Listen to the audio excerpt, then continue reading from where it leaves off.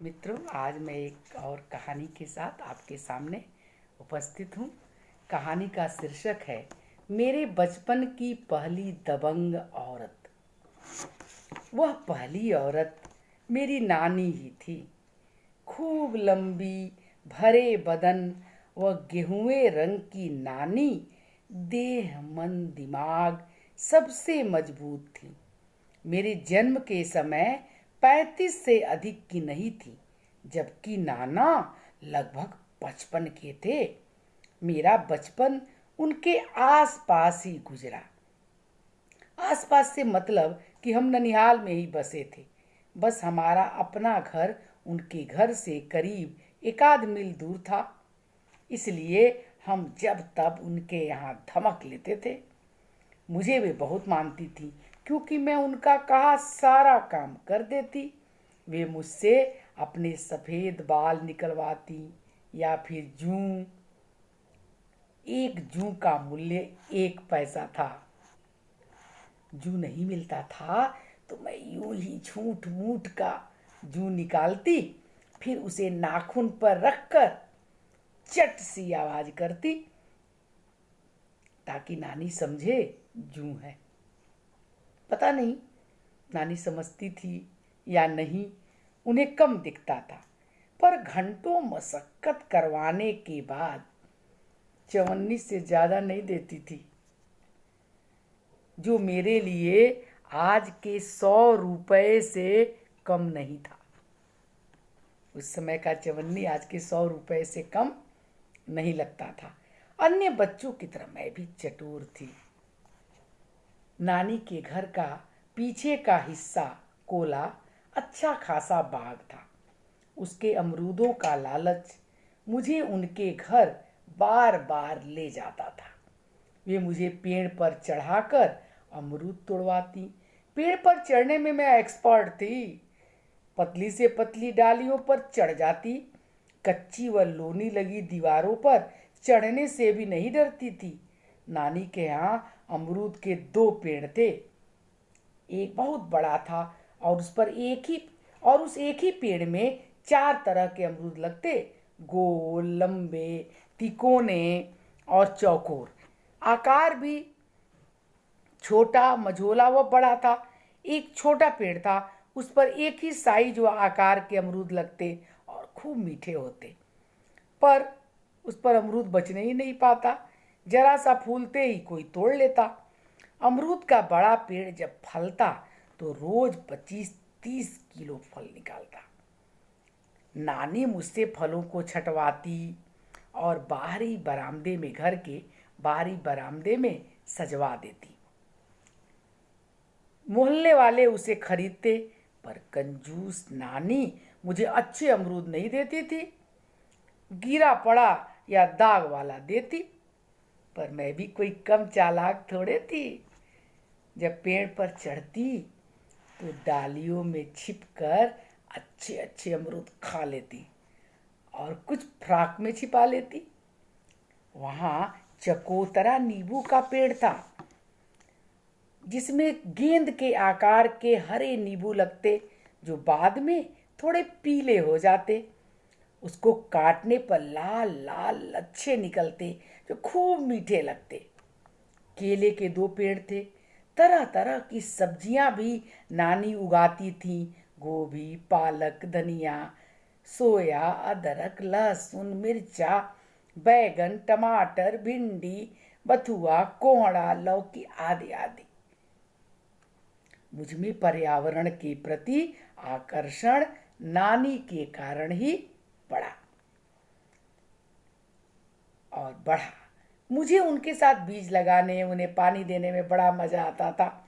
नानी बड़ी किफ़ायत से कम तेल मसाले में ताजे अरबी के पत्तियों की रिकवच, कोहड़े के पीले फूलों की पकौड़ी और कोहड़े की छोटी कलियों व छोटी पत्तियों की सब्जी बनाती तो मज़ा आ जाता।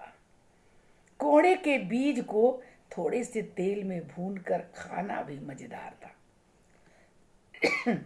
कटहल का कोवा और उसके बीज की सब्जी तो आहा। मेरा विचित्र सा स्वाद डेवलपमेंट नानी की वजह से ज़्यादा हुआ। दही चूड़ा सतुआ भूजा और चूल्हे में सिकी मोटी मोटी लाल रोटियां खाना वहीं सीखा। नानी भुनी लाल मिर्च को हरी लहसुन व धनिए के पत्तों के साथ सिलबट्टे पर पीसती और उसमें कड़वा तेल डालकर शानदार चटनी बनाती, जिसे खाते ही आह निकल जाता। लेकिन वह स्वाद की आह होती।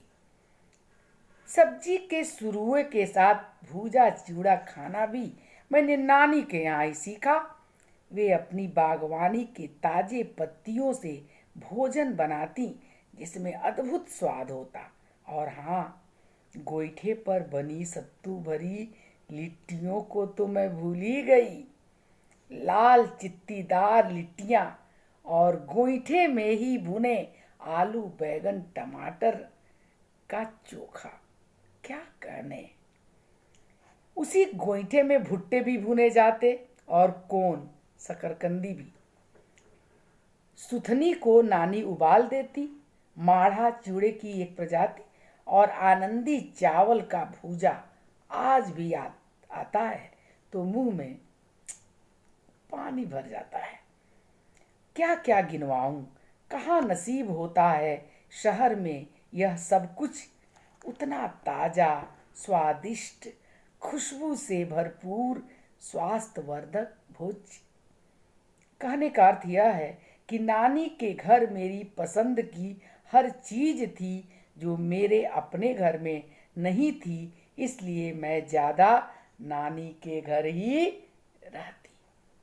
उस समय तक नाना नहीं रहे थे और एकमात्र मामा बाजार में अपने चिवड़े दही की थोक दुकान पर रहते थे।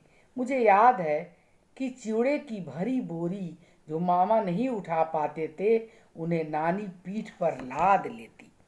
दुकानदारों के बीच लड़ाई होती तो लाठी उठाकर भांजने लगती। मामा तो बड़े सुकुमार से थे। तीनों बेटियां अपने घर थीं। नानी अकेले ही सब कुछ संभाल रही थी। आज के शब्दों में कहें तो नानी बहुत दबंग थी। मुझे वे झांसी की रानी लगती थी। वे अपने हक को किसी को मारने नहीं देती थी। नाना जब तक जिंदा थे नानी से दबे रहे, पर नानी बताती थी कि ऐसा पहले नहीं था। जब वे ब्याह के आई थी, बच्ची ही थी और नाना पूर्ण युवा, तब नाना लगभग हर दिन कई कई बार नानी के साथ बलात्कार करते थे। अबोध नानी देह संबंधों से अनजान थी, पर नाना तो परिपक्व थे। नानी जब भी उन पुरानी यादों पर पड़ी राख हटाती थीं, उनकी आंखें छलछला आती थी। फिर उनमें दर्द, टीस, वेदना, खौफ के मिले जुले भाव तैरने लगते थे। धीरे धीरे उन्हें नाना की आदत हो गई। उधर उनकी सास नंदे भी उन पर अत्याचार करती थीं। नानी बड़े घर की बेटी थी। उनके 7 भाई थे, पर भारतीय समाज के अनुसार लड़की का ब्याह किया और गंगा नहाए के भाव के कारण उन्होंने नानी को उनके हाल पर छोड़ दिया था। नानी ने हालात से समझौता कर लिया। बच्चे जब बड़े हो गए तब नानी की स्थिति में कुछ सुधार आया, क्योंकि बच्चे माँ के हिमायती हुए, उनके पक्ष में खड़े होकर, उनके हथियार बनकर, आवाज बनकर। बच्चे उनके पक्ष में खड़े होकर, उनके हथियार बनकर, आवाज बनकर उनके हिमायत में खड़े हुए। नानी मजबूत होने लगी और नाना कमजोर। एक तो उम्र, ऊपर से बच्चों को उनसे कोई आत्मीयता नहीं थी। नानी अब उनकी बात काटने लगी, अपने हिसाब से कदम उठाने लगी। धीरे धीरे नाना का सूर्यास्त हुआ और नानी घर, गृहस्थी, दुकान, समाज, हर जगह चमकने लगी।